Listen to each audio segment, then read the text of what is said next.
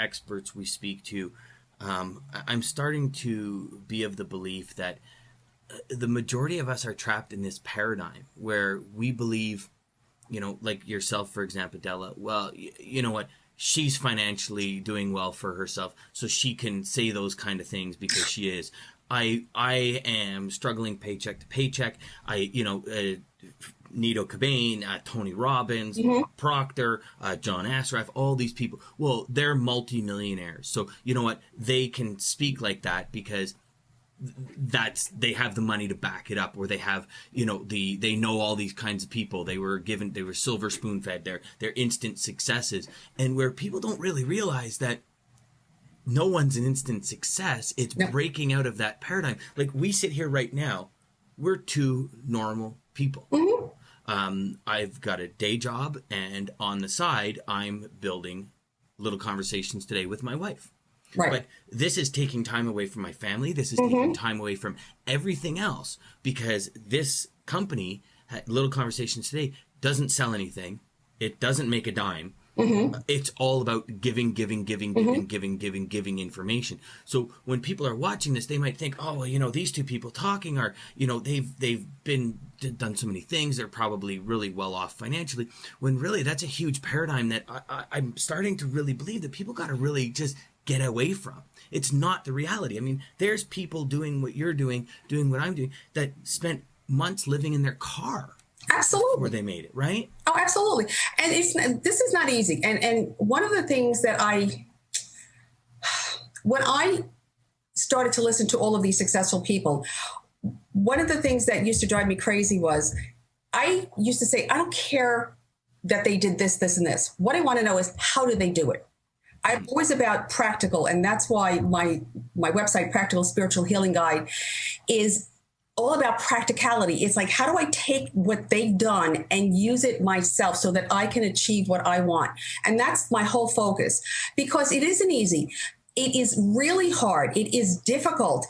When I give talks, I tell people of all the times that I've messed up, and I still do it. And there are still times when I get annoyed and aggravated because I don't get what I want when I want it.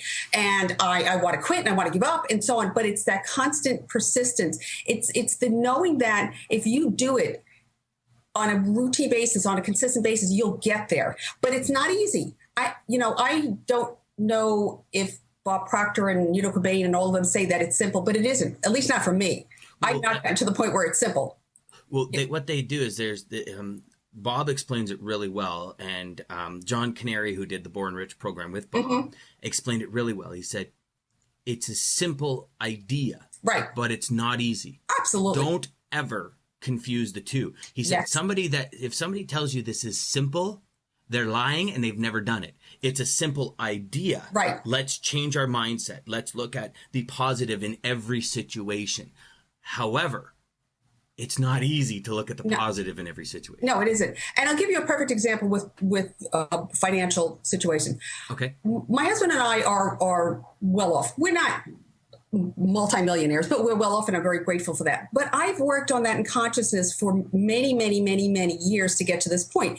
But now my husband he wants to retire in 2 years. So what comes up in me is I'm freaking out because, I'm looking again. His job is the way that our income comes in. Yes, I have my business, but he's primarily the person who brings the money in. So now in 2 years, I'm saying, oh my God, how are we going to be able to live at the level that we are now? See, again, even though I teach this stuff, I still have to deal with my own feelings and beliefs.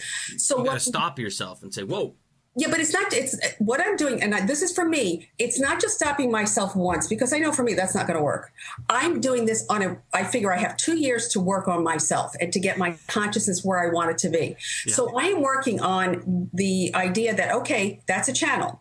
And if the financial abundance has come through, that means that we have a consciousness of that financial abundance. Yes. So if that channel changes, I don't really care, because it can come from somewhere else.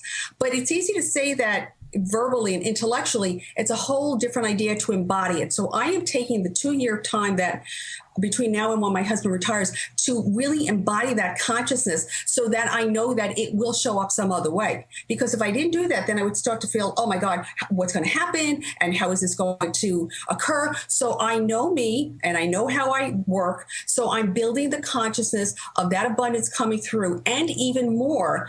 And I'm working on it daily to get my mind wrapped around it, to get it embodied in my soul and my being so that I don't have to be afraid.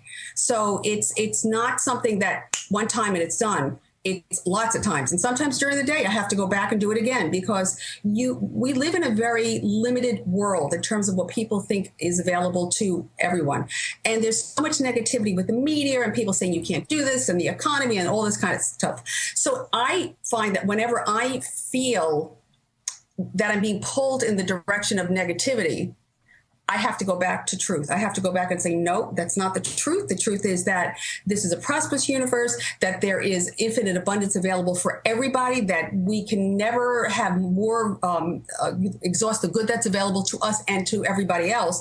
But we have to be open to it and we have to allow it to come in. But when we start to believe that we can't have it, that's when we cut it off. So, you know, I'm really self-aware when my mind is going in that direction. And that's when I stop. And then I go back to knowing the truth. I say, no, okay, I have to get what I call it centered, get centered in truth again. And then I can say, okay, I can look at the world and I'm all right. Because it's a constant process.